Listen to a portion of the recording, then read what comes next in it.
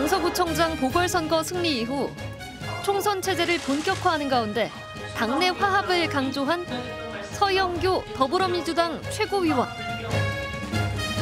삼선 국회의원, 더불어민주당 중랑구 갑 지역위원장, 더불어민주당 원내수석 부대표 역임.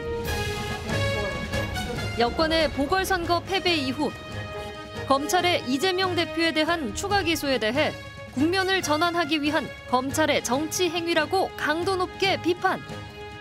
기소를 해버린 것은 강서구청장 선거가 끝나고 바로 국면 전환을 하기 위해 검찰이 정치 행위를 하는 것이다. 그리고 유죄 입증을 하기도 어려움에도 불구하고 기소를 한 것은 국면 전환하고 괴롭히겠다. 서영교 최고위원이 바라본 보궐선거에서 드러난 민심과 내년 총선 전략, 집중 분석합니다. 민주당이 서울 강서구청장 보궐선거 압승 이후 내년 총선 승리에 대한 기대감을 키우고 있습니다. 이런 가운데 내일 이재명 대표가 35일 만에 당무에 복귀하는데요. 첫 일성에 대한 관심이 쏠립니다. 서영교 더불어민주당 최고위원과 얘기를 나눠보겠습니다. 서 의원님 안녕하십니까? 예, 안녕하세요. 네, 서울 강서구청장 보궐선거 결과가 좋아서 당내 분위기 한동안 들썩였잖아요. 근데 방심은 금물이라는 말이 있는데 요즘 당내 분위기는 어떻습니까? 이재명 대표가 그렇게 이야기를 했습니다. 우리가 잘해서 그런 게 아니다라고 정리하셔야 됩니다. 국정에 대한 심판입니다. 우리가 잘해서가 아닙니다.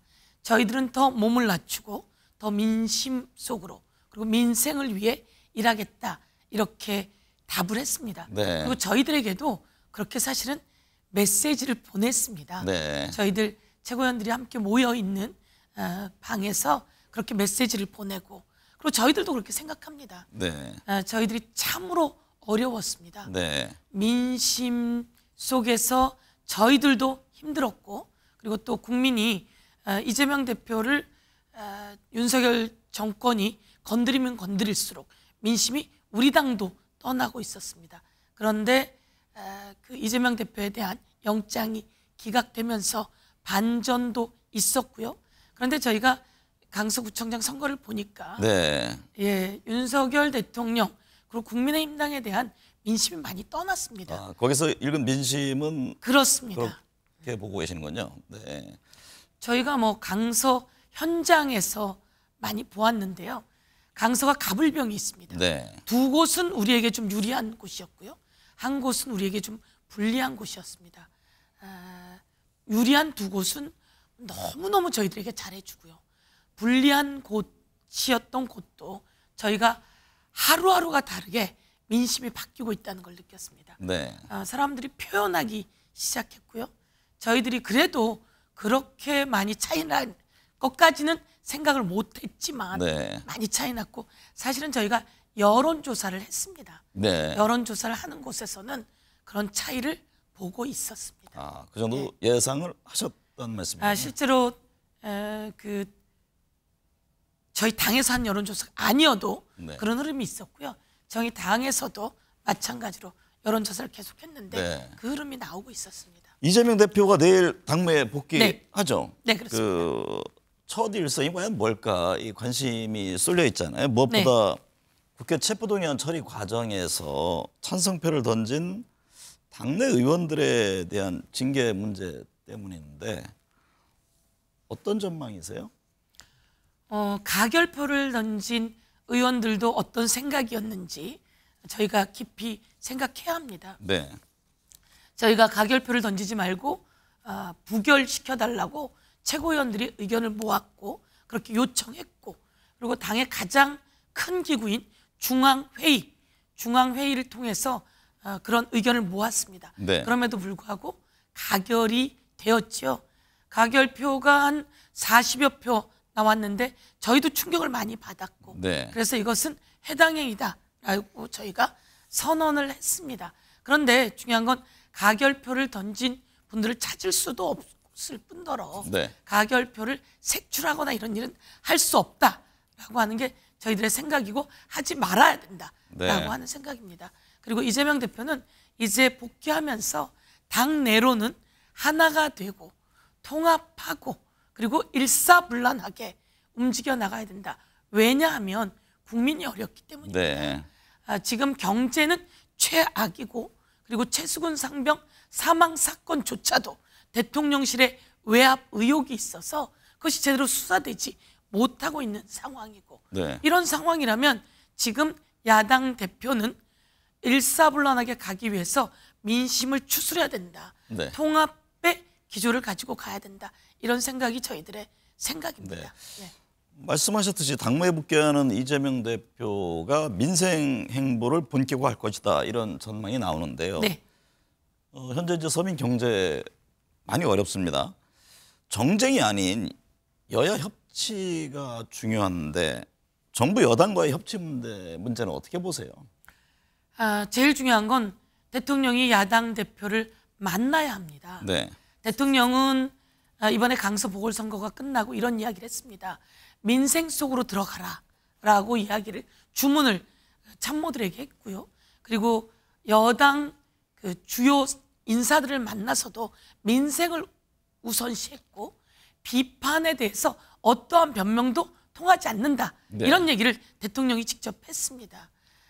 여야가 머리를 맞대야 됩니다. 우선 제일 중요한 건 입법으로 위급한 사항을 극복해내야 하고요.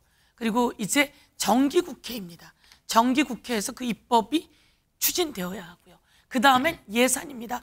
국민이 낸 세금 모든 것을 다시 이자 붙여서 국민에게 되돌려 드리는 일들을 하려면 국민을 위한 예산이 편성돼야 되는데요. 네.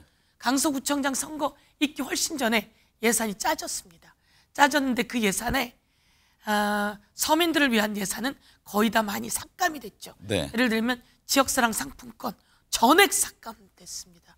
그리고 R&D 예산이라고 연구 개발 관련한 미래를 향한 반도체를 개발한다든지 2차 전지를 개발한다든지 연구 개발, 미래 먹거리 개발 R&D 예산이 5조 2천억이나 삭감됐습니다. 네. 일자리도 완전히 삭감됐습니다. 이런 것에 대해서 지금 여당이 정부가 다 삭감하고 왔기 때문에 이걸 끌어올려야 됩니다. 올리려면 야당하고 이야기를 해야 되는 거죠. 네. 그리고 야당이 이 기회에 민생 예산 살립시다라고 여당하고 이야기를 해야 되는데요. 여당은 그 일을 해결하려면 대통령의 사인이 있어야 됩니다. 그것 때문에 그러시는 겁니까? 윤석열 대통령 최근 그러면, 소통의 중요성 강조하잖아요. 네. 이재명 대표 만날 것 같습니까? 만나자고 이야기하셔야죠. 네. 그러나 지금 저희 생각하기에는 만나지 않을 것 같습니다. 네. 만나자고 얘기하지 않을 것 같습니다. 네. 왜? 윤석열 대통령이 그동안 해온 일들, 윤석열 대통령이 검사로 세웠을 때부터의 모습, 그리고 또 대통령으로서의 그 모습을 보면 그럴 사람이 아니라고 생각합니다. 지금 여권에서는요, 굳이 뭐 대통령을 만나는 것보다는 좀 여야 대표들끼리 만나면 되지 않느냐. 김기현 대표도 그런 입장을 지금 표현했잖아요. 그렇죠. 예, 여당 대표에게 만나자고 제안을 했던 거죠. 네. 이재명 대표가 이야기를 했었고요. 그런데 여당 대표 김기현 대표가 이런 핑계 저런 핑계 대고 지금까지 왔어요. 네. 그러다가 또 이재명 대표가 목숨을 건 단식을 왜 했냐. 민주주의를 위해서 했습니다. 네. 그리고 민생을 위해서 했습니다. 그리고 우리 아이들이 쓰러져가고 죽어가는데 나라 지키러 간 우리 아이들이 군에서 재난재해를 수습하려 갔다가 목숨을 잃었어요. 이런 곳에 수사를 제대로 못하게 하는 대통령실, 홍범도 장군의 역사를 지우는 모습, 양평고속도로를 김건희 가족 일가 쪽으로 나게 하는 이런 걸 보면서 목숨을 건 단식을 했고, 여기서는 윤석열 대통령이 대화를 해야 합니다. 네. 그런데 말씀처럼 여당 대표하고도 대화할 수 있습니다. 네. 근데 여당 대표가 이리 빼고 저리 빼왔고, 그리고 또 대통령의 사인이 제대로 있지 못하면 움직이지 못하는. 네. 이번 강서구청장 선거에서도 가장 그런 얘기가 많거든요. 대통령과 여당이 수직적 관계다. 네. 그래서 결제자가 따로 있는 것이라서 뭐 이재명 대표는 여당 그리고 또 대통령 누구든 대화할 수 있는 네. 자세를 가지고 있습니다. 검찰이 이재명 대표에 대해서 추가 기소를 했습니다. 네. 이에 대해 서채구 의원은 국면 전환용이고 직권남용이다 이렇게 지적을 했는데요. 네. 앞으로도 이 대표에 대한 검찰의 수사는 이어질 것이다 이런 전망들이 나오는데 네. 그 점은 어떻게 보세요? 검찰의 수사가 이제 많이 정리가 된 것 같아요. 네. 웬만하면 기소 다 시켜버렸고요. 그래서 검찰의 손을 떠나서 이제 재판에 법원의 시간이다 이렇게 네. 보는데요. 지금 말씀하신 것처럼 백현동 건도 영장이 기각될 때 그렇거든요. 여기에 특별한 증거가 없다. 네. 특별히 관여했다고 할 만한 내용이 없다라고 하면서 당시 영장 판사가 검사에게 이것을 요청합니다. 시장이나 이런 지자체장이 이런 개발을 하고 났을 때 배임이나 이런 걸로 수사되거나 아니면 처벌받은 사례가 있냐. 나는 이런 사례가 있는지 한 가지만 좀 갖고 와 봐달라 네. 라고 검사에게 이야기했는데 그런 사례가 전무했던 거죠.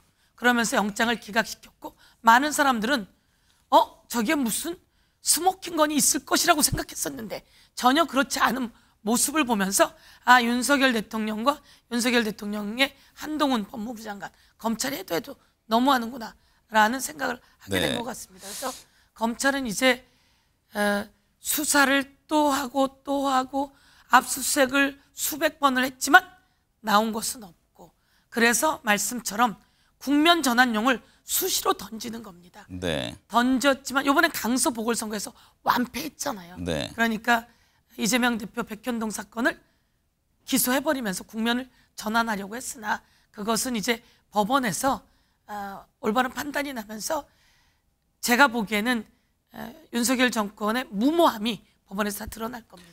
내년 총선을 앞두고요. 여야 분열, 신당 창당에 대한 얘기들이 나옵니다. 네. 금태섭 전 의원, 양영자 의원 외에도 지금 유승민 전 의원이라든가 이준석 전 대표를 둘러싼 창당 얘기가 나오고 있는데요. 총선을 앞두고 여야 분열, 신당 창당과 관련해서는 어떤 전망이세요? 더불어민주당은 일사불란하게 가게 될 겁니다. 네. 일사불란하게 가게 되고요. 이제 이재명 대표가 35일 만에 복귀하면서 저희가 그 총선 기획단을 띄우게 될 겁니다. 네. 그리고 인재 영입위원회도 띄워서 인재를 영입해 나가고요. 네. 그리고 선거법을 마무리 짓고 총선에 집중하게 될 겁니다. 그러나 그 전에 제일 중요한 것은 지금 국정감사 기간 중입니다. 그래서 윤석열 정권이 그동안 어떻게 무엇을 잘못했는지, 경제를 얼마나 어떻게 망가뜨렸는지, 그래서 다시 이에 대한 대안을 우리가 어떻게 세울 것인지를 국정감사를 통해서 이야기하고 네. 정기국회를 통해서 법안을 짓고 그리고 예산을 마무리하면서 총선 체제로 일사불란하게 움직일 것이고요.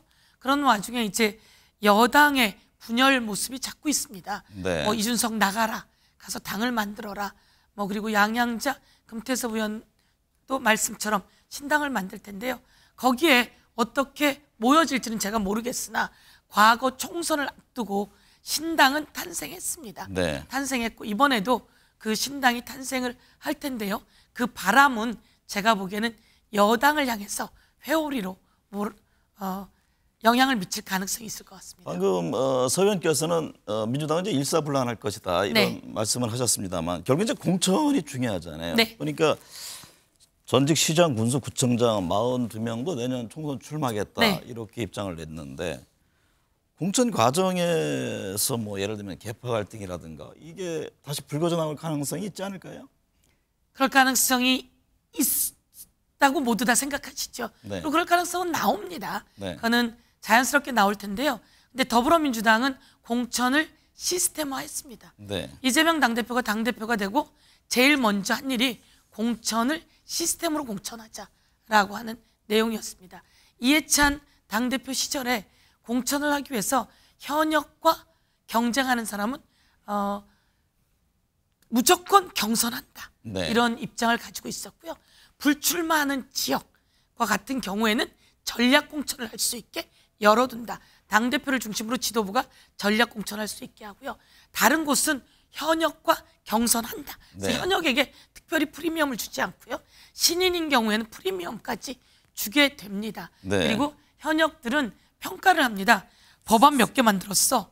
이런 평가부터요. 법안 몇 개 통과시켰어. 그리고 중요한 건 제일 중요한 건 지역에서 국민 여론조사 50 그리고 당원 여론조사 50 해서 그동안 얼마나 좋은 평가를 받았어 네. 라고 하는 이 평가에서 좋은 사람은 좋은 점수를 받게 될 거고요. 나쁜 사람은 좀 나쁜 점수를 받아서 경선에서 불이익을 받게 돼 있습니다. 현역 의원들에 대한 평가에서도 많은 좀 차별이 이루어질까요? 차별을 꽤 만들어 놨습니다. 그렇습니까? 그러니까 현역 의원들이 잘하시면 네. 주민들의 추천을 받아서 그게 공천으로 이어지실 거고요. 자신은 잘했다고 생각하지만 아니야, 더 좋은 신인이 와서 더 좋은 정치를 했으면 좋겠어 라고 하는 것을 지역의 주민과 국민 여론조사로 평가할 수 있게 시스템화해 네. 놨습니다. 그런데 여당은 대통령의 입김이 세지요. 용산에서 뭐 많이 내려보낸다라고 해서 내부의 분열이 많이 있을 것 같다. 네. 이런 생각이 듭니다. 서울 강서구청장 보궐선거를 기점으로 여야 모두 좀 몸을 낮추는 분위기입니다. 이런 가운데 국민의힘이 정쟁성 현수막 철거에 나섰습니다. 네. 야당 비방 대신에 정책을 강조하겠다는 건데요. 민주당 이 부분에 동참합니까? 민주당은 실제로 민생 관련한 현수막들이 있었습니다. 네. 왜냐하면 알려드려야 되니까. 이런 것을 알려드리고 이것을 잘 활용하라고 하는 민생 현수막이 많았고요. 여당이 이재명 대표를 겨냥한 이재명 방탄의 마지막 퍼즐이다 네. 라든지 이제 이재명 구속만 남았다라든지 이런 식의 현수막이 많았는데요. 그게 실제로 저희가 지역 주민이 그렇게 이야기합니다. 저에게 서영교 의원 당신 현수막이 좋아요. 왜냐하면 저희는 민생 지금 예산으로 무엇을 어떻게 했습니다. 지역이 어떻게 바뀝니다. 법안이 어떻게 바뀝니다. 이런 현수막을 통해서 주민들이 알고 이야기하거든요. 네. 그런데 저런 욕설과 비난이 난무하는 현수막은 좋지 않습니다라고 했고 그런 내용을 국힘당이 듣고 알게 된 것 같습니다. 그 얘기를 듣고 저희 더불어민주당도 저희는 민생 중심의 현수막을 했지만 네.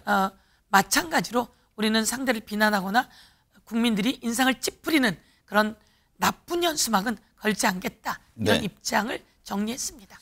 내년 총선의 핵심 이슈는 무엇이 될 것으로 보세요? 내년 총선은 뭐니 해도 경제입니다. 네.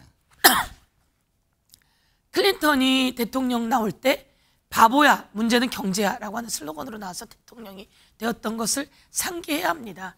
지금 경제가 아주 어렵습니다. 네. 대한민국이 수출 관련한 순위가 작년에 뚝 떨어져서 180이었습니다.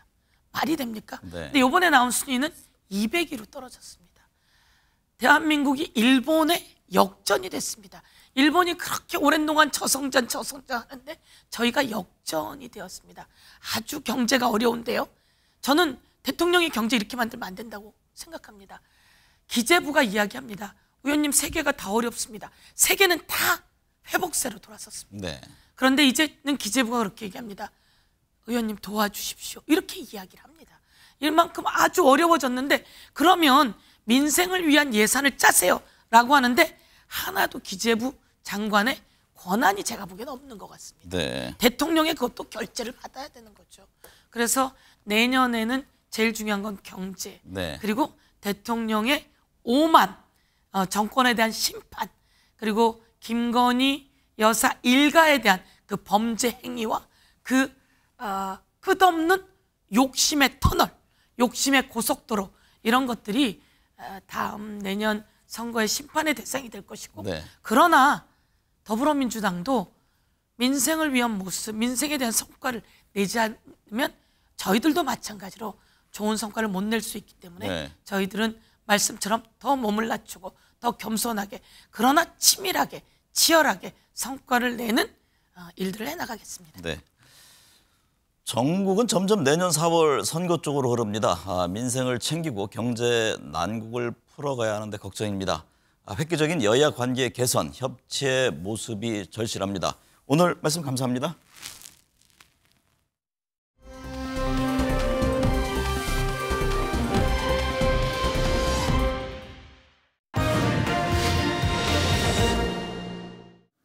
우리 김한길 위원장님께서 하도 회의도 많이 하고 아마 우리나라에 있는 이 위원회 중에서 가장 열심히 일한 위원회가 아닌가 그래 생각을 하고 있습니다. 우리 모두 한번 우리 김한길 위원장님과 위원님들께 박수 한번.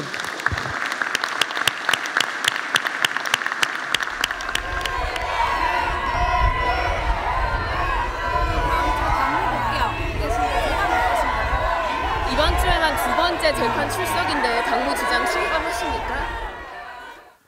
저는 며칠 전 국회에서 기자회견하면서 대통령께서 우리 당의 국회의원들에게 걸어놓으신 무건수행의 저주를 풀어달라고 호소했습니다. 무건수행의 저주를 푸는 것은 대통령이지만은 배신의 정치의 저주를 푸는 것은 대구 시민들일 것입니다. 보수 정치의 스펙트럼을 넓혀주십시오. 오늘 이 자리에 와가지고 또 다른 저주를 풀어달라고 한 것, 이거는 보수가 이기는 방법을 고민하고 있기 때문입니다. 헤어질 결심이라는 이야기, 저는 헤어질 결심 하지 않았습니다. 우리 당을 떨어뜨리게 하는 힘은 충분하다. 한 2~3%는 가져갈 겁니다. 때문에 장기적으로는 빨리 몰아내는 것이 당에 도움이 되고, 그러면 이제 전체적으로 보면 3%가 올라가는 효과가 있다. 네, 정치권 현안 짚어보겠습니다. 정호김 전 새누리당 의원, 박진영 민주연구원 부원장 나오셨습니다. 어서 오십시오.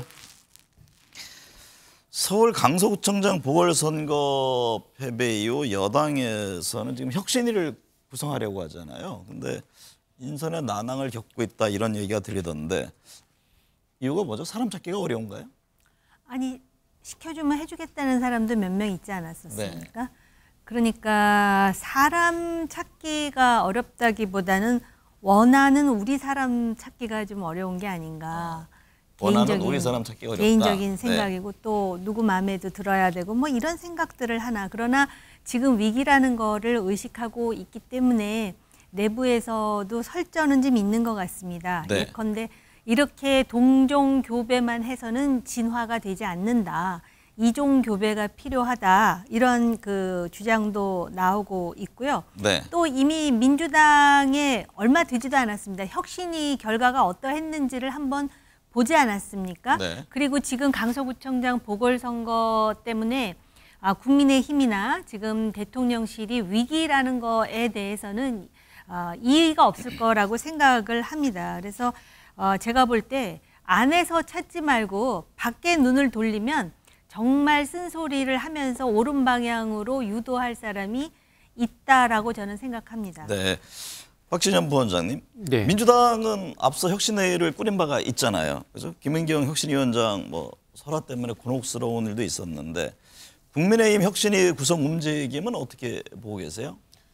저희가 경험을 해보니까요. 네. 일단은 현역 의원들이 완전 배제돼야 돼요. 네. 그리고 과정에서 현역 의원 의견을 아예 안 들어야 돼요.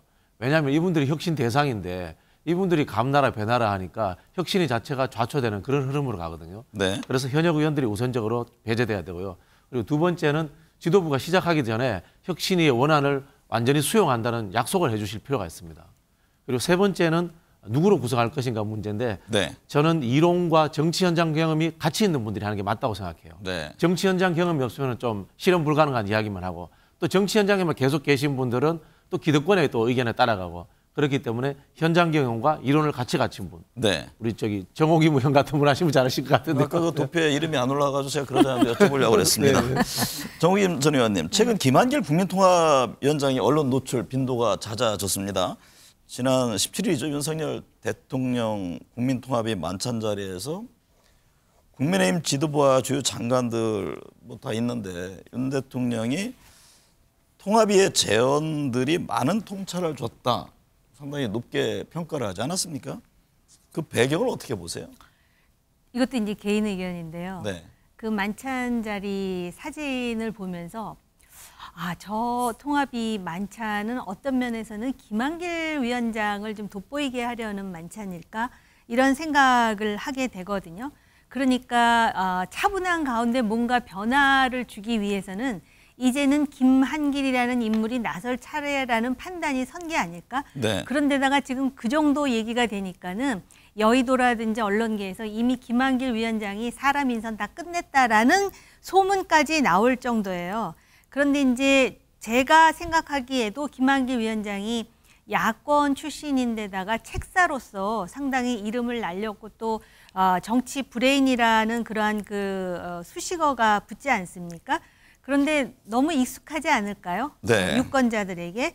그리고 사실 지금 정당은요, 이 정도 되면 질서 있는 변화가 필요한 게 아니라 정말 우당탕탕 뭔가가 막 백가쟁명식으로 의견이 나와야 이게 당이라고 생각하는 사람들이 더 많을 것 같습니다. 왜냐하면 이게 무슨 권력기관도 아니고 군사조직도 아니고 정당이라는 거죠. 그럼 위기가 있으면은 창의적인 대안을 위해서 혼돈의 상태가 있어야 된다. 그 정도는 관용할 수 있다라는 게 유권자들 입장인데 네. 실제로 거기까지 안 나고요. 조금 전에 우리 박 부원장님 좋은 말씀 많이 해주셨는데 그 혁신위 위원장이 있잖아요. 네. 모든 그 제안을 수용할 필요가 있다까지 말씀하셨는데 권한까지도 주고 터치하지 말아야 돼요. 그리고 네. 이제 내부에서 국민의힘 내부에서 김기현 대표가 싫어하는 사람이 와야 된다.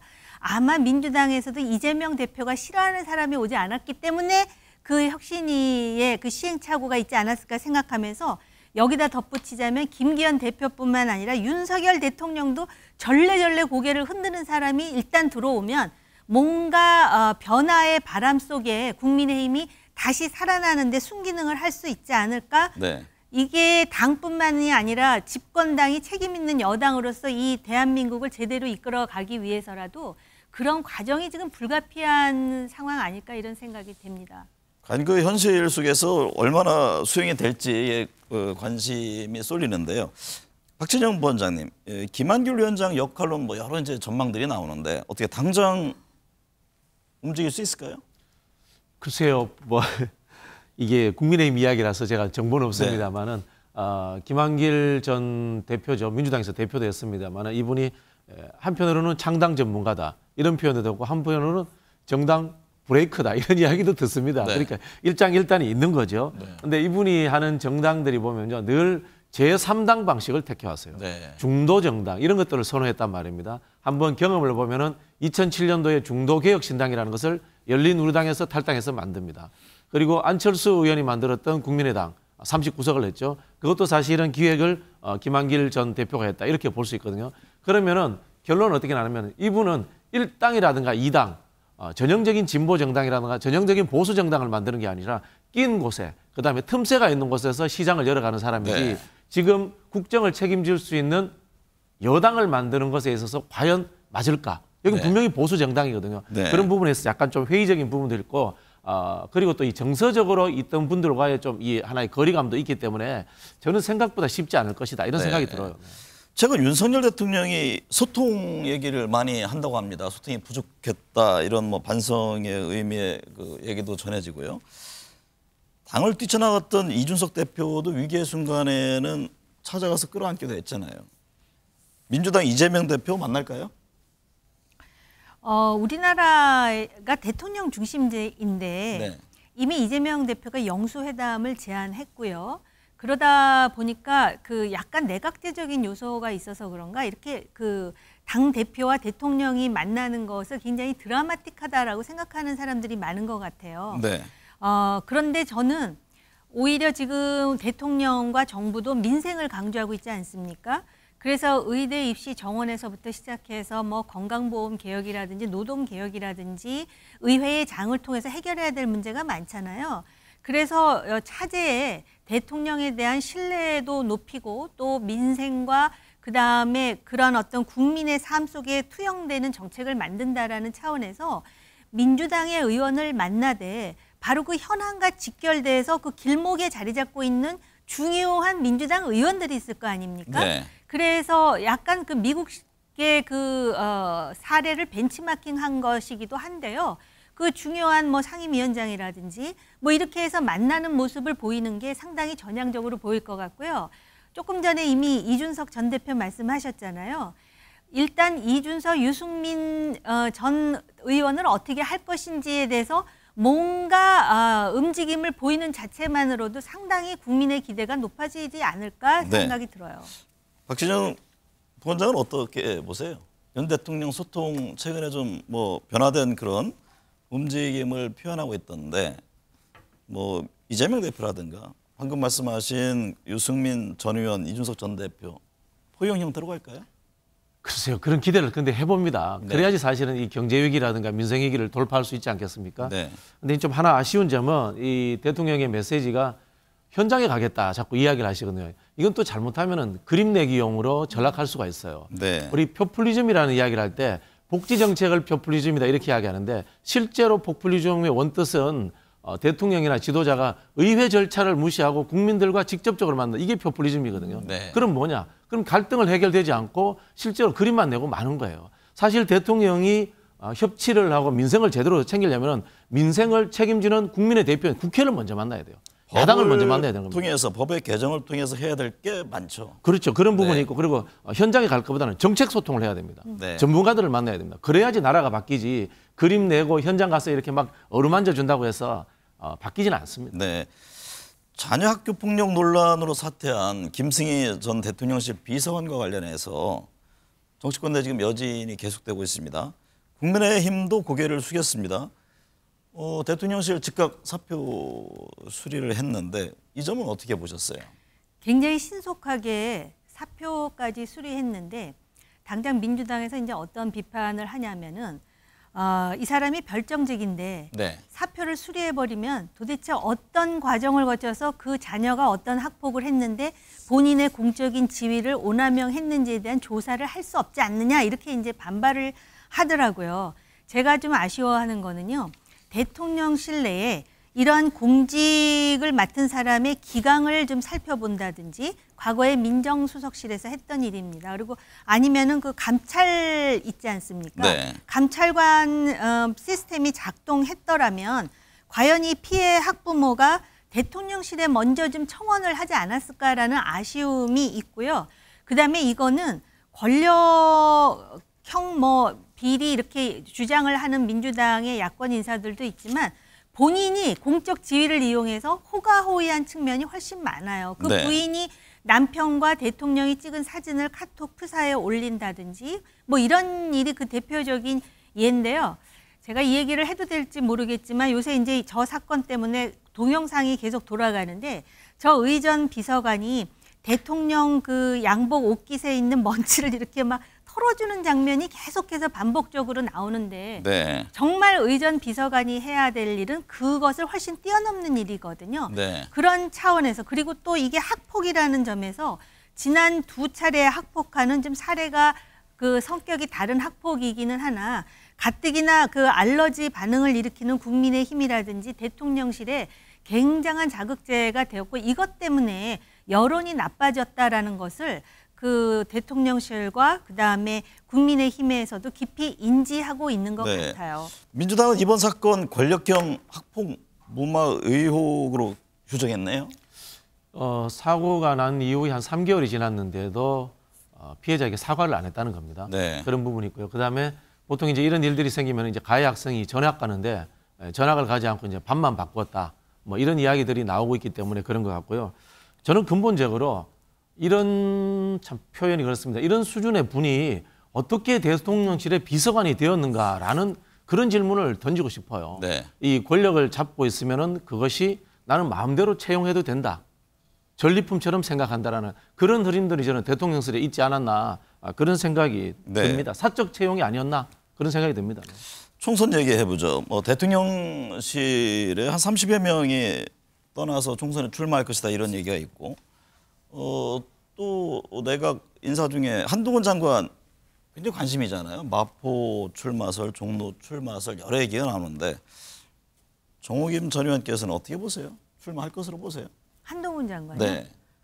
본인도 아직 결정 안 했을 것 같은데요. 네. 네, 그 고민은 많고 또 가끔 그 무슨 어디 전시회나 또는 그 대중들 속에 들어가 있을 때 지지자들이 막 환호하는 것을 나름 향유하고 있는 부분도 있어요. 네. 장관인데 그런 차원 그리고 지금 국민의힘이 위기이기 때문에 뭔가 이렇게 그 깃발을 들 수 있는 인물이 필요하다라는 그런 요구도 점점 늘어나고 있거든요. 네. 근데 이게 대선이 아니고 총선이잖아요. 그러면 지역구를 어디로 할 것인가? 그러면 사실 그 얼굴로 총선을 하겠다라는 건데 그러면 또 전국적으로 캠페인을 주도해야 되지 않겠습니까? 네.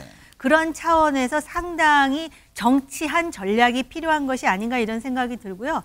만약에 수도권에 나온다면 강남같이 정말 그 빨간 자켓만 입으면 당선되는 그런 데가 아니라 적어도 민주당과 국민의힘이 난영난제의 상황에서 정말 그 어렵게 그러나 분투해갖고 승리하는 그런 드라마가 연출돼야 그 네. 이후의 시나리오가 가능하지 않을까 이런 생각을 하고요. 용산 대통령실에서 지금 참모들 30명 나오는데 대체로 TK, PK 아니면은 수도권의 뭐 분당이라든지 충청도라 그러는데요.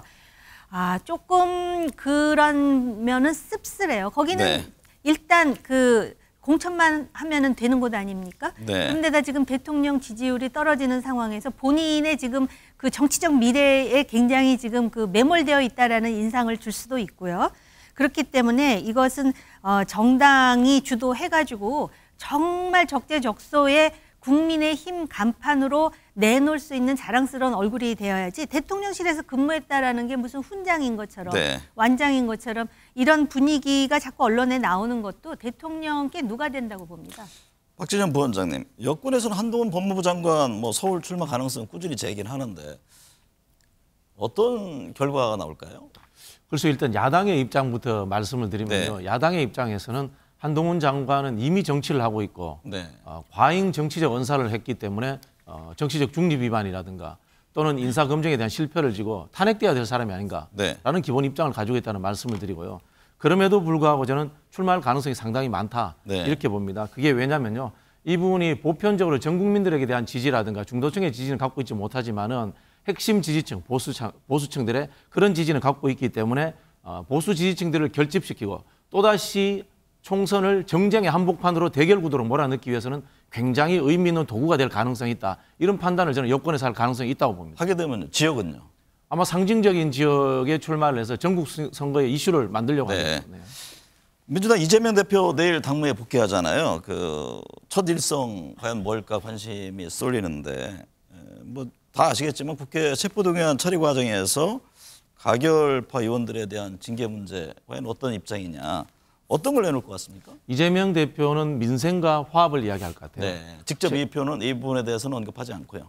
그렇죠. 사실은 이걸 대표가 언급하면 안 돼요. 왜냐하면 네. 정당이라는 것도 행정기관처럼 절차가 다 있습니다. 네. 이미 5만 명의 청원이 올라왔기 때문에 가결을 인정한 의원들 같은 경우에는 거기에 대해서 당에는 윤리감찰단에서 조사를 하게 되어 있습니다. 네. 그 절차는 사무처에서는 행정적 절차입니다. 그리고 오히려 지도부가 거기에 대해서 감나라 배나라 하는 것 자체가 뭐 예를 들자면은 법무부 장관이나 대통령이 야당 수사에 개입하는 것처럼 그렇게 오히려 오인될 수 있습니다. 네. 지도부는 가만히 있는 게 맞습니다. 네, 정의민 전 의원은 어떤 전망이세요? 그 말씀을 들으니까 제 개인적인 확신이 더 굳어지는데요.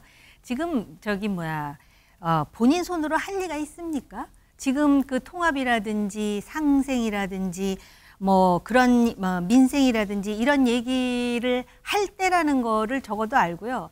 그다음에 그 이재명 대표가 하더라도 자기 손으로 하지 않을 거. 굿캅, 배드캅으로 지금 역할 분담을 한 거예요. 그러니까 네. 본인은 지금 아무 소리 안 하는데 이미 징계를 어떻게 해요? 법적으로 이거 징계해가지고 법적인 타당성이 없다라는 거 아는데 지금 이미 5만 명의 당원들이 청원을 했다? 그것 자체도요. 이게 무슨 사법 시스템이 가동하는 거 아니기 때문에 대통합 차원에서 우리 서로 털고 가자라고 할 수도 있어요. 되든 네. 안 되든. 근데 그런 얘기는 안 하지 않습니까? 제가 볼 때 이 비명들은요. 생각 잘해야 돼요. 결국은 비명에 가는 수가 있다. 왜냐하면 이미 강서구청장 보궐선거를 본의 아니게 지금 국민의힘이 이재명 대표를 아주 밀어준 상황이 돼버렸어요. 네. 그러다 보니까 딱 줄을 서 있는 상황에서 비명들이 사실은 설 자리가 없는데 비명이 하는 말이 그럼 다 틀린 말이냐. 제가 볼 땐 타당한 말이 더 많다고 개인적으로 생각이 들거든요. 이런 상황에서 마치도 보복하듯이 이재명 대표가 먼저 나서서 징계를 한다라는 그림은 절대 안 보여주죠. 기본적으로 두뇌가 있으니까. 네. 그러나 어떤 식으로든 뭐 매우 정당한 방법으로라고 보인다 하더라도 사실은 어떤 식으로든 뭐 지금 그 각 지역구에 보면은 비명이 의원인 지역구에 전부 친명계 경쟁자가 다 가 있다는 거 아니에요? 네. 이거는 뭐 상식적으로 제가 아니라 일반 범부들도 다 할 수 있는 얘기예요. 네, 강서구청장 보궐선거 패배 후유증을 앓는 국민의힘에서 이게 탈당설이 도는 이준석 전 대표와 유승민 전 의원 거치 문제를 어떻게 해야 될 것이냐. 이것도 서로 또 이견이 있더라고요. 내년 총선 승리를 위해서 잡아야 한다. 내분하는 게 낫다. 의견이 충돌하던데 정무김 의원께서 보시기에는 어떻게 이게 매듭이 될 것 같습니까? 당내 분위기는 어떤가요? 당내 분위기는 반반이라 그러지만은 네. 당내 보세요. 지금 그 배지단 사람들이 전부 내년 총선에 나갈 때 공천만 받으면 다 될 지역에 있는 사람들이 지금 배지 달고 있어요. 근데 정말 중요한 거는 서울, 경기, 수도권이란 말이죠. 근데 서울, 경기, 수도권을 잡으려면 중도층의 마음을 사야 되잖아요. 네. 그렇게 보면은 상식적으로 이준석, 유승민이 아무리 미워도 다 포용하고 안고 가는 자세. 마치도 윤석열 대통령이 후보 시절에 그들을 이렇게 포용하는 그런 제스처를 썼듯이. 그런데 당내에도 이미 아직까지도 유승민, 이준석을 내보내면 지지율이 뭐 3, 4% 올라간다고 말하는 사람들이 있잖아요. 네. 그렇지만 정말로 전략이라든지 또는 이 선거를 안다면 이 사람들을 끌어안든지 끌어안지 못하면은 못 나가게 할 수 있는 방법이 뭔지를 강구해야 될 상황이에요. 네. 마지노선이 12월이다. 나도 결심을 할 것. 윤석열 대통령과 대립각을 세우며 탈당 뜻을 내비친 이준석 전 대표, 유승민 전 의원 말인데요. 연말에 신당을 창당할 수 있다. 뭐 이런 얘기도 다시 나오던데 그 가능성을 어떻게 보세요? 12월 27일이 기점입니다. 네. 12월 27일이 이른바 쌍특검, 대장동 특검과 김건희 여사 도이치모터스 특검이 올라가는 날입니다. 네. 그게 아마 시작이 되면은 여권이 굉장히 혼란에 빠질 겁니다. 그리고 특히 이제 그 도이치모터스 특검 같은 경우에는 여당 내에서도 합리적인 분들은 여기에 대해서 찬성해야 되지 않느냐라는 네. 의견이 나올 수도 있습니다. 네. 왜냐하면 총선을 의식해야 되기 때문에요. 그러면은 여당 내에서 이탈하는 분들이 현역 의원들 중에도 생길 수가 있고요. 또 그 와중에 이미 지금 청와대 대통령실에서 나온 윤석열 대통령의 측근이나 이런 사람들이 현역 의원 지역구에 가서 막 공천 경쟁하겠다 이런 상황도 벌어집니다. 네. 그러면은 이 기점으로 해서 저는 몇 명의 의원들을 의기투합시켜가지고 신당으로 갈 수 있는 저는 토대가 만들어질 거다. 네. 그렇게 생각합니다. 이른바 비명계 의원들, 민주당 내 의원들의 어떤 탈당이라든가 또 다른 움직임, 그 전망은 어떻게 보세요? 탈당하기가 참 쉽지 않은 게요. 네. 하다못해 이준석, 유승민 전 의원 같은 구심점도 지금 민주당에 외곽에는 존재하고 있지 않기 때문에 네. 현실적으로 좀 어렵다 이 말씀을 드리겠고요. 네. 윤석열 대통령은 지지율이 낮지 않습니까? 근데 이재명 대표와 민주당의 지지율은 굉장히 고공행진을 하고 있습니다. 네. 그런 상황이기 때문에 지금 비명계가 이재명 대표에 대해서 비판 또는 뭐 앓는 소리를 하는 것도 사실은 그냥 공천 챙겨줘. 네. 저는 그런 불만으로 해석합니다. 여권은 보면요, 이 친박계까지 독자 행보를 시작해 문제가 좀 그렇게 간단해 보이지는 않습니다. 친박 좌장격인 최경환 전 경제부총리가 지역구였던 경북 경산에서 네. 출마를 선언했고 우병우 전 민정수석도 고향인 영주에서 출마 움직임이 있는데요. 당으로서는 이 국정농단 기억을 떠올릴까 봐 이 공천에 좀 부담스러워할 수도 있을 것 같은데 어떤 전망이세요? 이거 오래된 얘기예요. 네. 이미 오래전부터 준비했고 또 막상 그 지역의 분위기를 보면은 특히 최경환 전 부총리 같은 경우는 무소속으로 나가더라도 당선이 그렇게 어렵지 않을 것이다라는 얘기들을 이미 오래전부터 의지가 굉장히 확고하다고 그러더라고요. 예, 하더라고요. 본인의 의지가 확고하고 그렇다면 국민의힘 입장에서는 이 이슈를 어떻게 하면 최소화할지를 생각해야 되겠죠. 네. 그러려면 이 이슈를 최소화하기 위해서는 지금 박 부원장님이 아주 그 팁을 줬잖아요. 12월 27일이 기점이라고. 네. 그러면 오늘이 10월 22일 아닙니까? 10월 22일부터 12월 27일까지 어떤 그 절차를 거쳐가지고 개혁을 극적으로 드라마틱하게 해가지고 국민들을 전부 그 국민의힘에 주목하게 만드는지 그 전략을 짜야 되는 거예요. 그래서 네. 사실은 이 지역이 다른 지역도 아니고 TK 지역이기 때문에 이런 현상이 벌어지는 겁니다. 그래서 이걸 그렇다고 이 사람들을 뭐 피선거권 있는 사람을 나가지 말라고 누가 압박할 수 있겠습니까? 네. 물론 이제 마쿠에서 어떤 일이 벌어질지는 제가 모르겠지만 말이죠. 그래서 지금 더 급한 거는 조금 전에 쌍특검 얘기도 하셨는데 이런 부분에 대해서 김기현 대표의 얼굴로 과연 이걸 다 감당할 수 있을 것인가.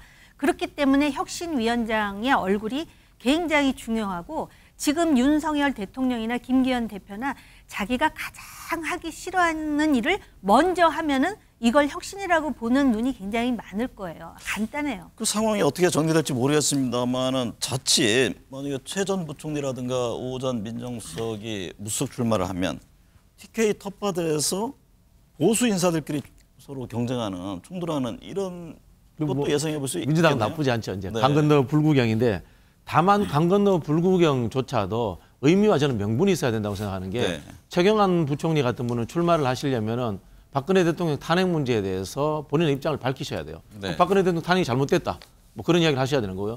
또 그럼 그 탄핵의 주체였던 윤석열 대통령에 대해서 현재 윤석열 정부가 비정상적이다. 그렇기 때문에 저는 보수를 제대로 세우기 위해서 나는 출마할 수밖에 없다라든가 네. 그런 명분을 만들어주는 것이 저는 의미 있다고 생각이 들고요. 이런 과정 속에서 민주당도 그분들과 또 뭐 교류도 있지 않을까 뭐 그런 생각도 해봅니다. 네. 아니면은 같은 보수이기 때문에 국민의힘의 리더십으로 후보 단일화를 위한 어떤 경선을 한다든지 네. 아직 시간이 많기 때문에 방법은 상당히 있습니다. 네. 예.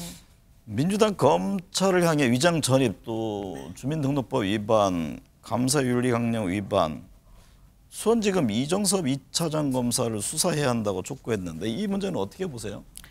이 이정섭 검사가 지금 그 대북 송금 수사를 맡고 있기 때문에 네. 민주당 차원의 정치적 공격을 하는 게 아닌가. 그리고 이제 그 민주당의 주장은 이 이정섭 차장 검사도 윤석열 사단이다. 그리고 뭐 귀족 검사다. 거기다가 뭐 그 개인적으로 뭐 골프장을 운영하는 그런 장인을 두고 있고 뭐 여러 가지 얘기를 하던데 가장 중요한 거는 대북 송금 수사를 얼마나 객관적으로 그 정확하게 하느냐 아니겠습니까? 네. 그런데 이런 식으로 공격하는 건 또 한편으로 해석하자면은 대북 송금 수사에 대해서 민주당 그리고 민주당 대표가 가지는 심리적 정치적 부담감을 우리가 읽을 수가 있거든요. 그러다 보니까는 뭐 다양한 주장을 하더라고요. 뭐 증언을 오염했다는 등 뭐 여러 가지 주장을 하는데 가장 중요한 거는 대북 송금 수사입니다. 네. 박진영 부원장님, 민주당 추가 검사 탄핵 카드 꺼내면서 검찰을 향한 공세 이어가고 있는데요.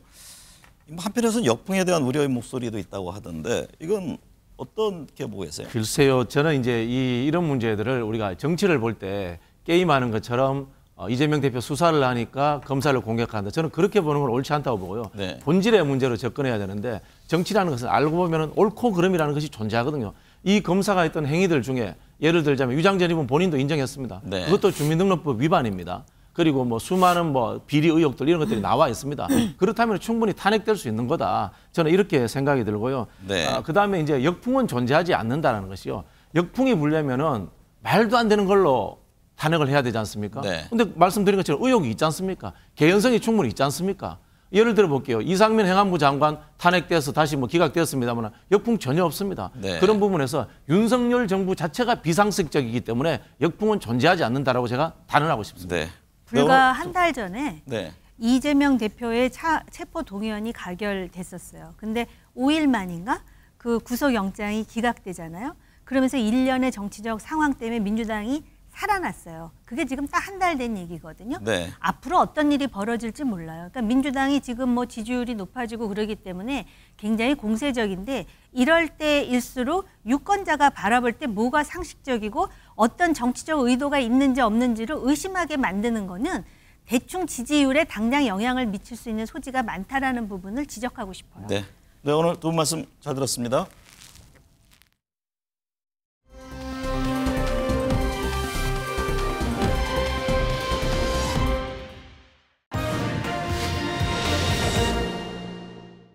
얼마나 이 정책 집행으로 이어졌는지는 저와 또 우리 내각에서 좀 많이 돌이켜보고 반성도 좀 많이 하겠습니다. 과거에는 소통은 많이 했습니다. 저보고 소통이 좀 부족하다고 하는 지적하시는 분들이 많아서 저도 많이 이제 좀 반성하고 더 소통을 하려고 합니다만은 소통만 해갖고 되는 게 아니라 추진하면서 소통을 해야 됩니다. 당의 운영 기조가 조금 그 국민의 입장에서 바뀌어야 된다는 그런 국민들의 요구가 있습니다. 그러니 당연히 국민적 요구에 응답을 해야 되고 또 뭐 당 운영, 원내 운영도 그 기조를 따라가야 된다고 생각하고 있습니다. 그런 차원에서 상대를 보기보다는 국민을 보고 메시지를 내야 된다고 생각하고 있고, 과도한 정쟁보다는 생산적인 메시지를 많이 내도록 노력하겠습니다. 지금까지도 그래 왔지만 보다 더 우리 민생, 경제에 초점을 맞추고 중심을 두고 당 운영을 해나가겠다, 이런 말씀을 좀 드리겠고요. 여당과도 민생 경쟁을 해나가겠다. 네, 한 주간의 여론 흐름 짚어보겠습니다. 배종찬 인사이트K 소장, 이은영 휴먼앤데이터 소장 나오셨습니다. 어서 오십시오. 네, 안녕하십니까. 배 소장님, 윤석열 대통령 지지율 갤럽, RN서치 여러 조사에서 하락했습니다. 네. 특히 갤럽에서는 6개월 만에 최저치를 나타냈는데 최근에 윤 대통령 지지율 흐름 어떻게 보고 있는지요? 대체로 하락세입니다. 강서구청장 보궐선거 패배의 여파로 보이는데 특히 이제 서울에서 하락한 그런 결과들이 대체로 나오고 있고요. 30대, 50대, 그러니까 대통령의 국정 운영에 대해서 수정, 또 보완 요구가 많았던 연령대라고 볼 수 있을 테고요. 특히 경제 이슈라고 할 수 있는 자영업층에서 대통령의 지지율 대체적으로 하락한 결과로 나타났습니다. 네. 이은영 소장님, 네. 윤 대통령 국민이 무조건 옳다는 등 연일 소통을 강조하고 있는데요. 지지율 등을 감안한 움직임으로 봐야 할까요? 네, 그렇게 봐야 될 것 같고요. 국민 상대로 이제 정치를 하겠다라는 의중을 좀 밝혔다라고 볼 수 있습니다. 그리고 그 낮은 이제 지지율, 부정평가가 높아진 것에 대해서 어쨌든 국민의 의견이 옳다라는 입장을 밝혔는데 최근에 그 강서구청 그 보궐선거와 관련해서 대통령 책임이라는 의견이 53.3%나 나왔어요. 네. 그리고 그 주간조선이 현대리서치에 의해서 10월 13일, 14일 날 한 조사, 수도권 유권자 1000명 조사를 보면은 정부 심판론이 62.5%나 지금 높게 나타나고 있어서 그래서 이게 국민 중심으로 가지 않을 수 없는 그런 상황이 지금 만들어졌다 이렇게 볼 수 있겠습니다. 이준석 전 대표는 윤석열 대통령 지지율이 20%를 기록하는 여론조사들도 많이 나올 것이다 이런 말을 했는데요. 두 소장님은 어떻게 보세요? 향후 윤 대통령 지지율 추이 어떻게 예상하시나요? 아직까지 20%대가 많이 나온 건 아닙니다. 나온 조사 결과가 있어요. 네. 결과적으로는 강서구청장 보궐선거가 주는 대통령의 메시지는 변해라. 네. 국민의힘 변해라. 그래서 이 변화에 대해서 지난 보궐선거 이후부터 계속해서 김기현 대표도 그렇고 윤석열 대통령도 그렇고 계속해서 입장 표명을 하고 있습니다. 네. 자, 중요한 것은 아직까지의 지지율 지표에 반전이 나오고 있지는 않습니다. 물론 단기적인 위기감 때문에 이대로 돼서는 안 돼. 큰일 나. 이러면서 지지층들이 결집을 할 수 있는데 네. 중요한 것은 김기현 대표도 그렇고 윤석열 대통령도 그렇고 지금 대통령 이제 순방 중인데 어떤 행동의 결과가 나왔을 때 또 실천을 하는 모습을 보일 때 반전도 일어날 수 있다. 그렇지 않다면은 지지율에 별다른 변화가 일어나지는 않을 수도 있는 것이죠. 이은영 소장님은 어떤 전망이세요? 일단은 지금 이게 낙인 효과와 비슷한 거거든요. 이 재보궐선거에서 패배를 했는데 격차가 너무 크게 나왔어요. 그리고 이전에 계속 그 당내에서 수도권 위기론이 있다고 했지만 그것에 대해서 인정을 하지 않고 가짜 뉴스라고 그랬거든요. 근데 그것이 이제 17.15%포인트 격차가 나게 되면서 이 흐름이 이제 무너지는 거죠. 그래서 지금 그 표심 이탈이 지금 보수 측에서 먼저 일어나고 있다. 그리고 네. 지금 민주당의 경우는 컨벤션 효과가 또 반대급부적으로 나타나고 있어서 50% 넘는 지금 지지율이 나오고 있기 때문에 이게 지금 총체적으로 근본적으로 뭔가 개선하지 않으면 이 상황이 계속 총선까지 간다 그렇게 보고 있습니다. 배 주장님, 그러면 윤 대통령 국정 지지율 상승을 위해서는 어떤 노력이 필요할까요? 지금 뭐 인적 쇄신이라든가 국정 기조의 전환이 필요하다는 의견이 거의 뭐 한 68.1%에 달하네요. 그렇죠. 우리 시간에도 시사 스페셜 시간에도 뭐 특별히 굉장히 많은 말씀을 드렸고 네. 그런 이야기들을 다 대통령실이나 국민의힘이나 윤석열 대통령이 수용을 했더라면 지금 한 지지율이 60%대 가까이 달리고 있을 거예요. 근데 네. 그 이야기는 뭐냐면 이런저런 이유로 그것을 수용하지 못했다. 그래가지고 대통령 지지율을 구성하는 건 3P입니다. 이념, 그리고 정책, 팔러시, 그다음에 사람. 자, 어려울 겁니다. 하지만 또 한 번 이야기합니다. 제가 한 100번 이상 이야기했는데 이번에 101번째입니다. 네. 첫 번째 이념. 역사 이념 전쟁 하지 말고 민생 그리고 실용을 전개해 나가면 됩니다. 그다음에 정책은 중도 협치. 이번에 의대 정원, 민생을 위해서 의료 서비스 확충을 위해서 하자. 그러니까 야당도 무슨 소리를 못 합니다. 더불어민주당도 오히려 이거 하겠다는 거야? 정말로? 그러면서 상당히 화들짝 놀라는 반응이거든요. 이런 걸 하면 됩니다. 마지막 사람. 어려운 일일 거예요. 저는 다 끌어안으자. 네. 다 끌어안으라. 네. 그러면 대통령의 지지율은 쑥쑥 올라가게 돼 있습니다. 물론 강성 지지층에서는 그렇게 왜 그래? 우리 그거 바라지 않았어. 하지만 중도 외연을 확대하지 않고선 중수층을 확보하지 않고선 총선을 못 이기거든요. 네. 저는 강성 지지층들도 처음에는 막 반발하고 왜 그래? 그거 우리 원하는 거 아니야. 하지만 시간이 지나면서는 오히려 강성 지지층들도 대통령의 또 국민의힘의 그런 변화를 이해해 줄 가능성이 상당히 있을 겁니다. 101번째가 아니라 108번째. 네. 네. 무당층 비율이 높은 가운데 네. 수도권 무당층의 21.4%는 내일 선거면 민주당을 찍겠다고 했고 11.6%는 국민의힘을 찍겠다고 대답했는데요.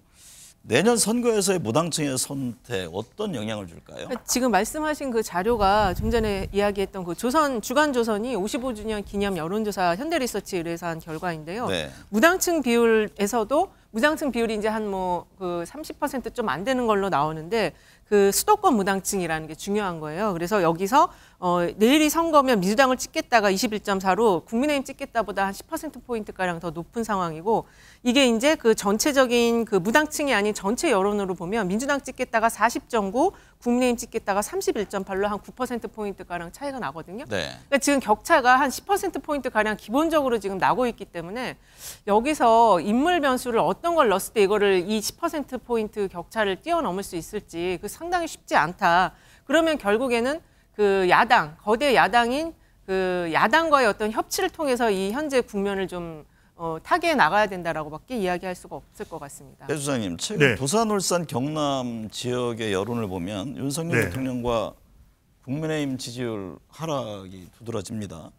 대통령과 정당 지지율 추이 내년 총선에 영향을 미칠 수밖에 없을 거 아니에요. 지대한 영향을 미칠 겁니다. 네. 결정적으로도 볼 수 있는데 지난 대선 때의 데이터를 분석해 보면 네. 많은 사람들은 서울에서 결정을 했다고 그러는데 오히려 부산에서 지난 대선을 결정했다고도 볼 수 있습니다. 왜냐하면 2017년 대선에서는 부산에서 문재인 후보가 가장 많은 득표를 냈었는데 지금 보십시오. 문재인 정부 때의 부산 지지율을 보면은 문재인 정부 때는 부산에서 더불어민주당이 긍정이 56% 대통령에 대한 대통령 지지율입니다. 예, 대통령이 부산에서 56%를 얻어내면서 그때 문재인 대통령 지지율이 고공행진한다 이렇게 분석을 했거든요. 근데 지금은 부산이 PK 지역이 텃밭임에도 불구하고 윤석열 대통령의 지지율이 37%, 오히려 부정이 더 높은 그런 상황입니다. 그런데 우리가 TK, PK 그럴 때 TK와 PK를 영남인데 비슷하지 않겠냐 이렇게 생각하시는데 그런 두리뭉술한 분석이 안 통합니다. 네. 지금 TK는 어느 정도 대통령의 지지율을 견인하고 있지만 PK는 그렇지가 않아요.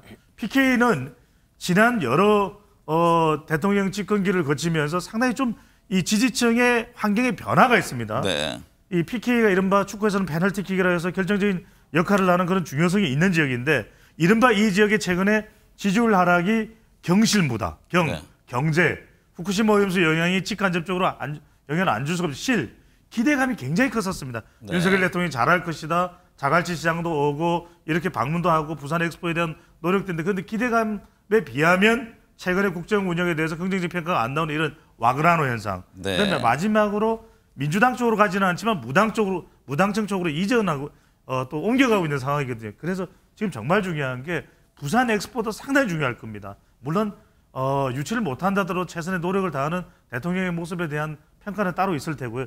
경제를 더 신경 써야 됩니다. 어쩌면 부산 경제를 부산 엑스포와 무관하게라도 견인할 수 있는 대통령의 정책이 무엇인가 이 점이 더 중요하다고 봐야 됩니다. 이은영 소장님, 네. 피플 네트워크스 리서치 조사에 따르면 네. 동일 지역에서 3선을 제한해야 한다는 응답이 68.5%에 달할 정도로 높게 나왔습니다. 네. 내년 총선 공천을 앞두고 이 같은 여론 흐름이 어떤 영향을 줄까요? 그러니까 이게 3선 제한해야 된다는 여론 흐름이 10명 중 한 7명 가까이 나온 거는 세대 교체를 지금 원한다라는 건데 네. 특히 지금 민주당 쪽에 진보 계열 쪽에서의 그 교체 의향이 더 3선을 제한해야 되는 게 더 높게 나타났더라고요. 호남이 72.5, 40대가 75.6, 또 민주당 지지층이 75.7로 3선을 제한한다는 의견이 높게 나타나서 아무래도 이게 지금 그 현역에 대한 불만도 있고 그리고 이 좀 전반적으로 윤석열 정부가 들어서면서 전반적인 국정 기조가 세계의 어떤 변화 속에서 좀 많이 달라진 부분도 있기 때문에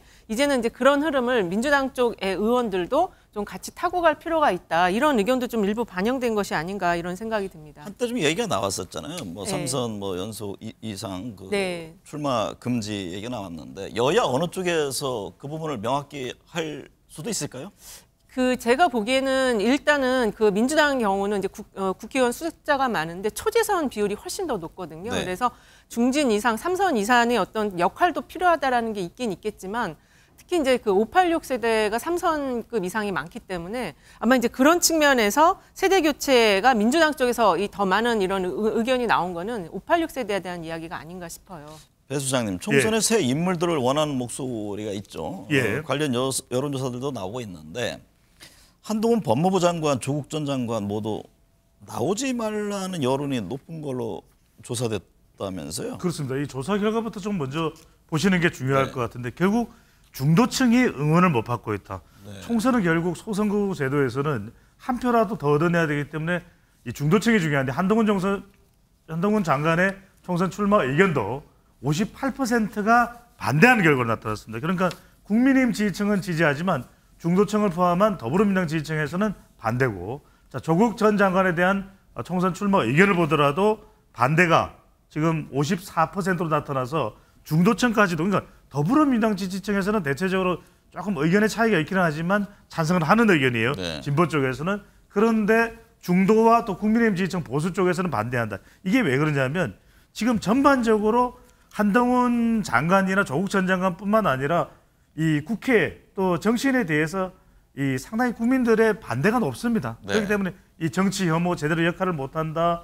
양당의 어떤 진영 대결에 대한 혐오, 뿌리 깊은 혐오 이런 게 있는 상황이기 때문에 다 물갈이하라 이런 이야기가 나오는데 그럼에도 불구하고 내년 총선은 총선이 아니라 대선입니다. 대선은 총력전이에요. 나오지 말라고 해도 다 나옵니다. 그래서 사실상 데이터 분석을 봤을 때는 데이터만으로 보면은 부정적이지만 진영 내에서는 나오라는 의견이 높기 때문에 총력전이라는 말씀을 드렸죠. 제 개인적인 분석으로는 한동훈 장관도 조국 전 장관, 전현직 법무부 장관이 나올 가능성이 상당히 높아진다. 이렇게 볼 수 있겠습니다. 두 사람의 대결 가능성도 있습니까?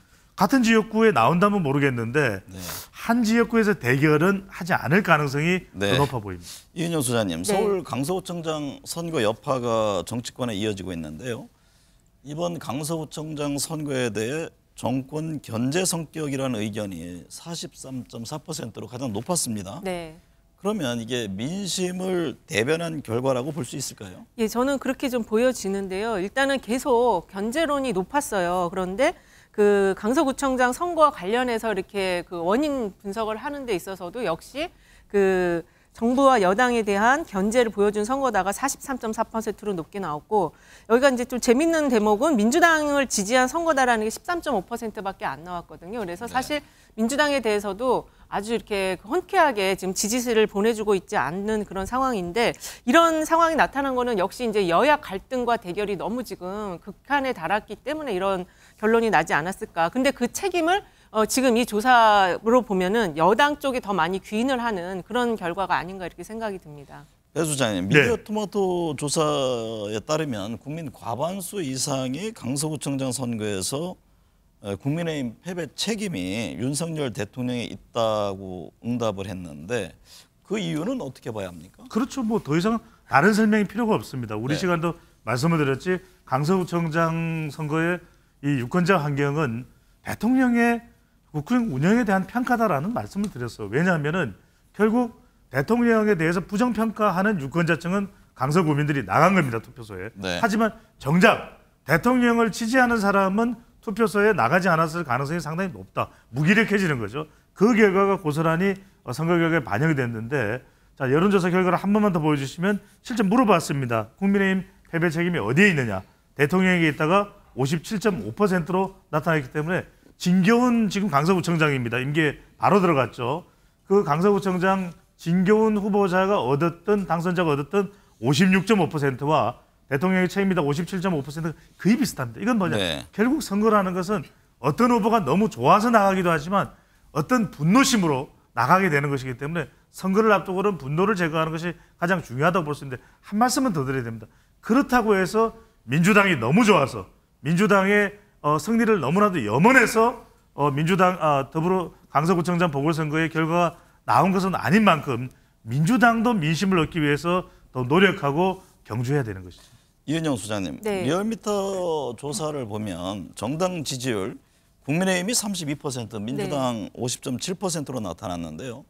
이게 강서구청장 선거 결과 비슷하게 한 18%포인트 차이란 말이죠. 네. 이건 어떻게 해석을 해야 합니까? 이게 이제 아까 배 수장님 말씀하신 것처럼 이게 대통령 현재 지지율하고도 비슷한 숫자거든요. 네. 그리고 그 이전에 정부 여당은 8.15 지난 8월 15일 날 그 광복절 기념사부터 해서 이념 정체성 논란을 계속 꾸준하게 끌고 왔어요. 그런데 그게 결국에는 이번 강서구 재보궐선거에서 민심의 평을 받지 못했다. 민심을 얻지 못했다. 그 결과로 나타난 것 같고, 민주당의 경우에 있어서 지금 ARS 조사긴 하지만 50%대 그 자료들이 지금 몇 개가 나오고 있는데, 사실 이게 그 이재명 그 대표가 단식했을 때도 50%대가 한번 나온 적이 있었고요. 그다음에 기각한 이후에 이제 50%대 그 숫자들이 지금 몇 차례 나오고 있는 거거든요. 네. 그러니까 결집이 된 거 플러스 이제 민주당 쪽에 뭔가 또 기대 의견들이 모아지고 있는 그런 그 중도 표심도 민주당 쪽으로 좀 방향을 터닝하는 이런 그 흐름이 다 같이 반영된 숫자다라고 네. 볼 수 있을 것 같습니다. 교수님, 방금 이은영 소장 말씀대로 최근 이제 여론조사를 보면은 국민의힘 지지율은 하락하고 민주당 지지율은 상승입니다. 그렇습니다. 리얼미터의 경우 국민의힘 지지율이 최저치로 떨어진 걸로 나타났는데 네. 최근 여야 지지율추에 영향을 미칠 만한 요인들 강서구청장 선거 외에 또 있습니까? 그 외에도 있는 것이 뭐냐면 결과적으로는 강서구청장 보궐선거가 패배로 가는 결정적 요인이 뭐 있겠습니까? 뭐 네. 공천을 왜 김태우 후보를 했느냐 이런 것도 있겠지만 지금 국민의힘 지지율이 최저치로 떨어졌다는 것, 국민의힘 스스로 자체적으로 지지율을 견인하지 못하고 있는 겁니다. 그냥 대통령 지지율에 끌려다니는 그런 현상이 나타나고 있거든요. 그렇기 때문에 지금 나타나고 있는 국민의힘 지지율에 대한 평가는 김기현 지도체제에 대한 평가, 뭔가 추가적으로 만족할 만한, 그리고 보궐선거 이후에 변화와 반성이라고 하는 부분에 추가적으로 점수를 더 줄 수 있는 요인을, 변수를 발견하지 못한다고 볼 수가 있는 것이거든요. 그러니까 좀 더 집권 여당인데 의석수는 적더라도 좀 더 경쟁력 있게 여의도 연구원을 총가동해서라도, 그리고 국민의힘 의원 한 사람 한 사람은 또 경쟁력이 있을 수도 있거든요. 그런 뭔가 당에 대해서도 선수를 하고 대통령에 대해서도 이렇게 해서는 안 된다라고 하는 뭔가 이렇게 좀 서로 쌍방향으로 활성화되는 현상이 안 일어나고 있거든요. 네. 이런 부분에 대한 중도층이나 또 수도권이나 청년층 제일 중요합니다. 그러니까 이들과 관련돼서 특화된 어떤 의견이 안 나온다. 더군다나 우리가 보궐선거 직전에 있었던 인사청문회, 인사에 대해서 좀 더 강력하게 요구해야 되거든요. 좋다. 대통령의 인사권은 대통령의 전적인 권한이니까 3명 중에서 2명은 정말 대통령이 원하는 사람을 해라. 그래도 1명 정도라도 좀 파격적으로 정말 누가 보더라도 인사를 이렇게나 해요?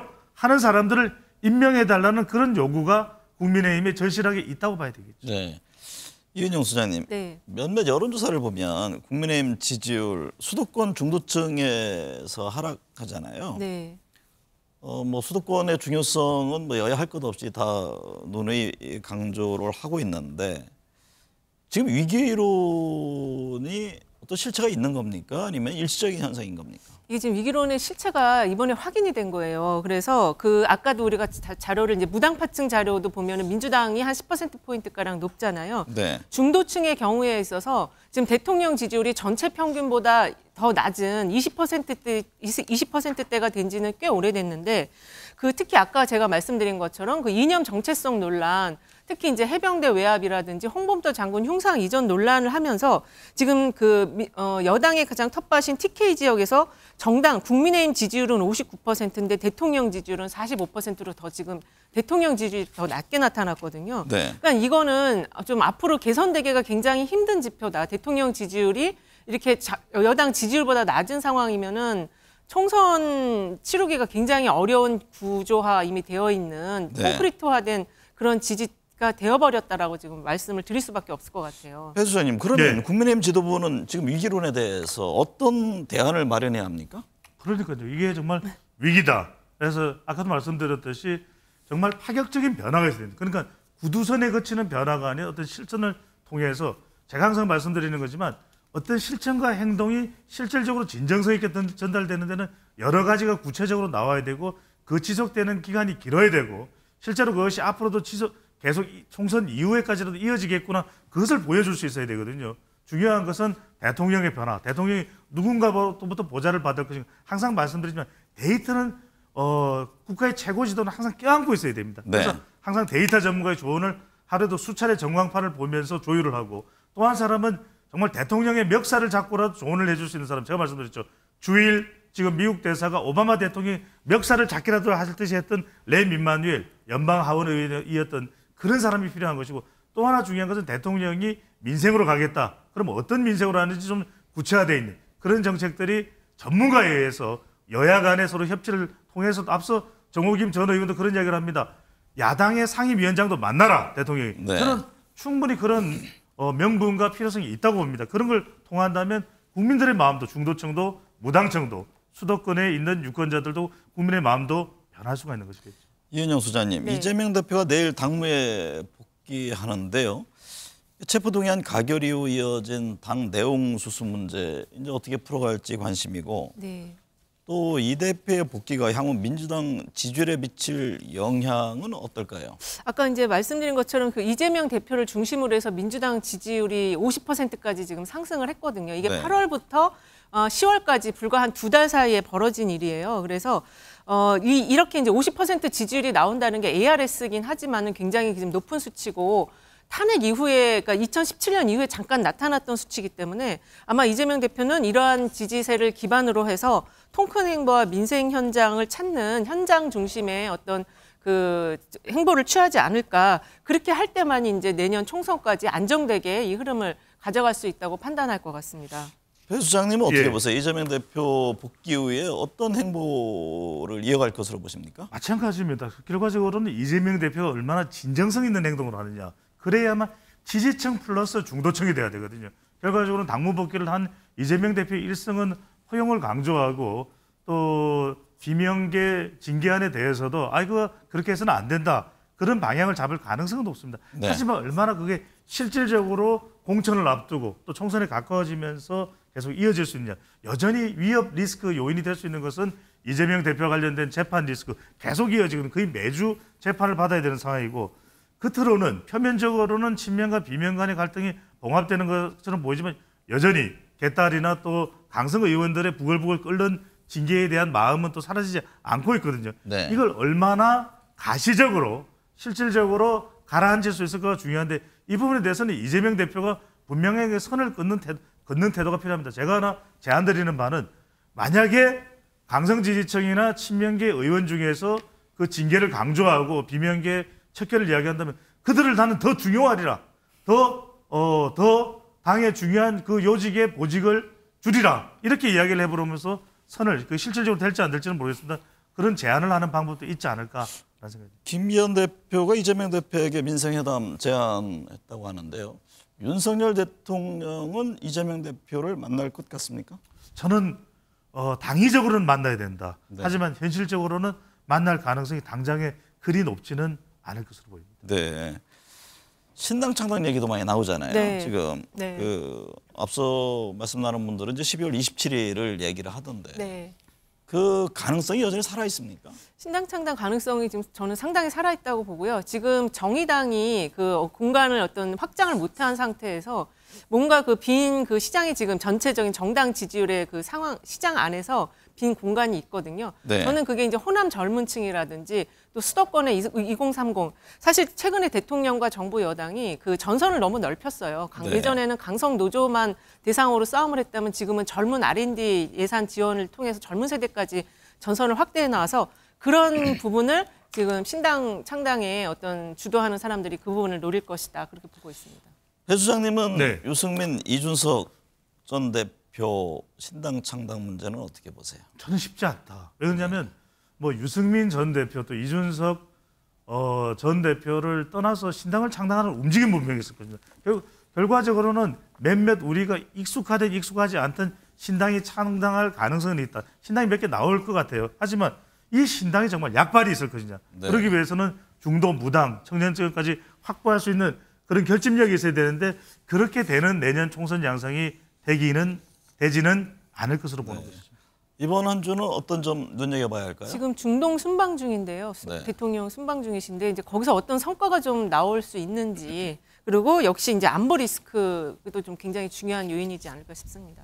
배 수장님은요? 자, 이번 주는 이재명 대표의 당무 복귀 바로 내일입니다. 어떤 발언이 나올지 모르면 재판과 관련돼서 이재명 대표 재판은 어떤 내용, 또 헌법재판소 소장에 대한 지금 여론이거든요. 이 부분도 상당히 한 주간 뜨겁게 달고 놓을 것으로 보입니다.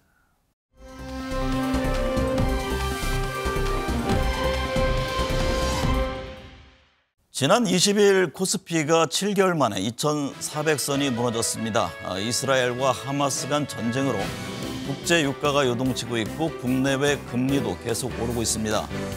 문제는 고유가 고금리 상황이 금방 끝날 것 같지 않다는 데 있습니다. 2분기 말 가계부채는 1,860조 원, 기업 부채는 2,700조 원으로 증가 추세입니다. 고금리에 취약한 다중채무자도 448만 명으로 역대 최대입니다. 민생을 돌보는데 정부와 정치권 모두 총력을 기울여야 합니다. 정쟁으로 나를 지새울 겨를이 없습니다. 시청해주신 여러분 감사합니다.